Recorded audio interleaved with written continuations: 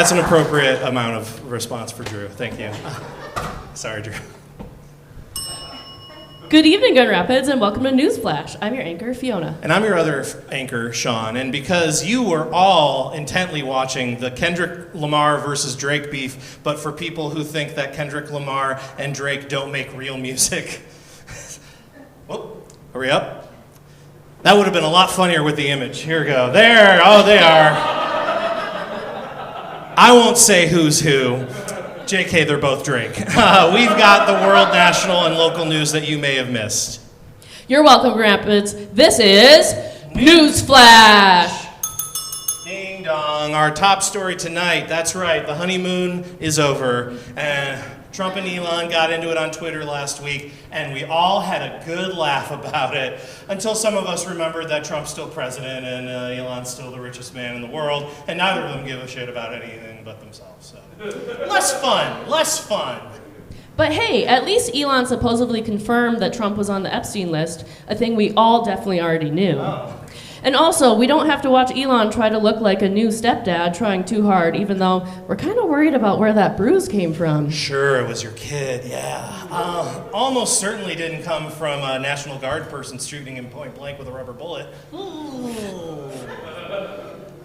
That's right. Trump went against California Governor Gavin Newsom's objections and deployed the National Guard to break up protests against ICE, which is the first time a sitting president has flexed his power since Rodney King riots in 1992, because we all agree that was on the right side of history, too. Yeah, right. Mm-hmm. My question is, why not just send in ICE to take care of these protesters? I mean, I don't want that, but if they're so good at making people disappear, right? I don't know, maybe Trump is worried that they might accidentally send Dr. Phil to El Salvador by mistake.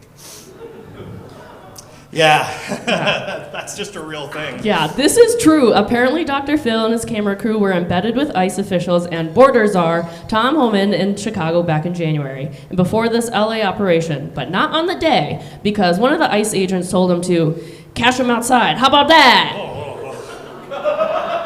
Better wash my back. In other douchebag news, that's still me. Oh, yeah. In other douchebag news... You get all the douchebags, I'm sorry. That's fine. Secretary of Inebriation Pete Hegseth ordered the Navy to rename the ship dedicated to gay rights activist and Navy veteran Harvey Milk. Apparently, it is a top government priority during Pride Month to make sure we all know the Navy is actually straight as hell. Current alternative names being floated include the Flying Cis Man.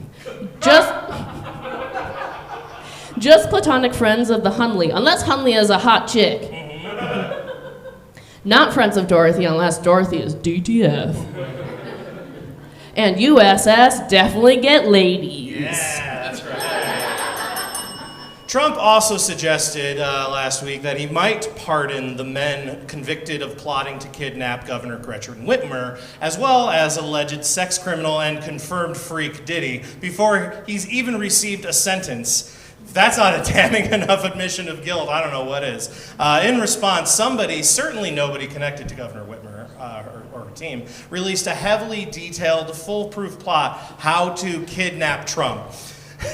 So only fair is fair, right?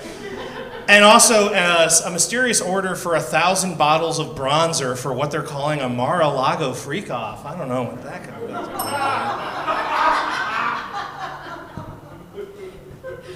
Only one more story about Elon, we promise. SpaceX is notifying residents of Starbase, the on-site living facilities for its employees, that they may lose the right to continue using the residential property amid a zoning push by the company, which I guess is like a combo pink slip eviction notice. But it's fine. Elon is generally going to allow anybody unhoused to unroll a sleeping bag under their desk and never leave work again. Unfortunately, the sleeping bags are made by Tesla and are super flammable. Yikes. In NewsFlash news, take a breath, everybody. We got through it, all right? John Ball Zoo has unveiled the art proposing their new upcoming otter exhibit, which will include feeding cannons that will shoot fish at the otters. This is true. It sounds real cool. May not be as cool when we open up the new aquarium and that has cannons that shoot otters. going to be weird. The world's largest wildlife crossing in LA is nearly finished, ready to help wildlife safely cross 10 lanes. I presume they call them wildlife crossings because Animal Crossing is already trademarked. And if that doesn't work, we're just going to teach them the drive so we can jump out in front of them and have our revenge. Then again, that's also has a copyright issue. Right. Everywhere you go. Yeah. The National Spelling Bee celebrated its 100th year last week. Wow. A 100-year-old bee? Somebody call Seinfeld. I smell a bee-quel. Just gonna sit in that for a second. I loved it. Yep, it was important. Yep, it got exactly what it deserved. And although if I know anything about old people, most of the words that bee is spelling are probably slurs.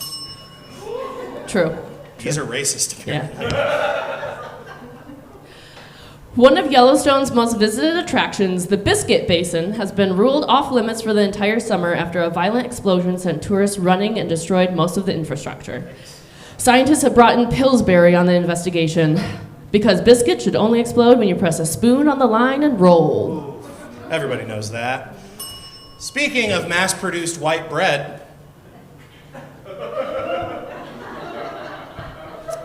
yep. It's been a long time coming, but after quite a long battle, Taylor Swift has finally regained the rights to her stolen music. Unfortunately, she overshot and accidentally also gained the rights to our jokes, so I guess this is NewsFlash Taylor's version now. Yeah, which means that all of you who already bought tickets for the tonight's show, you're going to have to buy them a second time. But don't worry, we're going to release some vault jokes to make it worth your while. Like maybe a 10-minute version of that Elon and Trump bit from the beginning. Everyone wants that. More, we want more. Yeah. Astronomers are warning that the gravitational pull of a passing star puts the Earth at risk for being flung out of orbit or having another planet flung into Earth. So fingers crossed? Michigan State Police are warning of a new text scam that is being sent where the scammer claims to be with the State Department of Vehicles and says enforcement penalties are going to begin June 11th. Now, here's the thing. There's no such thing as the Michigan DMV, right? We all know that. But the police assure that they are not sending any tickets via text. The only way you will ever have to handle such a violation is to just go to the Secretary of State and wait 5 hours like everybody else. The way it was meant to be. A recent study revealed that state-funded vouchers awarded for over 8,400 private schools in Florida were used to redeem kayaks, televisions, and tickets for theme parks such as Disney World, Universal Studios, and SeaWorld for amounts of up to $300 per student. Now, some of you might look at this and think, that's some frivolous spending. And then you're like, oh, yeah, right, Florida. Huh. And then you might question the educational merit of going to a theme park. And then again, you're like, oh, right, Florida. Yeah, it makes sense. But also, in a way, this really does make sense. And I think it may behoove the rest of the country to investigate this new Orlando curriculum. For example, if you're studying marine biology or zoology, easy. SeaWorld and the Animal Kingdom got you covered. Fair enough, yeah. If you're pursuing STEM and academia, you've got Epcot. And for world cultures and history, also Epcot, yeah. If you're studying how to get blackout drunk in every country, also Epcot. If you're studying how to be a TERF or anti-Semitic for some reason, Harry Potter World at Universal Studios, gotcha. And if, on the flip side, you want to go to the Magic Kingdom where everything's woke, you can learn how to replace your own racism and pretend it never existed in the first place. Just a little switcheroo, and it's all forgotten. If you want to learn how to have insufferable... You know that's a real movie, right? We didn't make that up. That's the thing Disney did. If you want to learn how to have an insufferable personality based on an impenetrable web of outdated inside jokes, you've got Springfield, USA. Oh, yeah. Yeah, The Simpsons is so good. And finally, if you want to learn about the struggle of the proletariat against the bourgeoisie, you've got Universal's Minion Land. Bananas for all, comrades. Yes. Banana.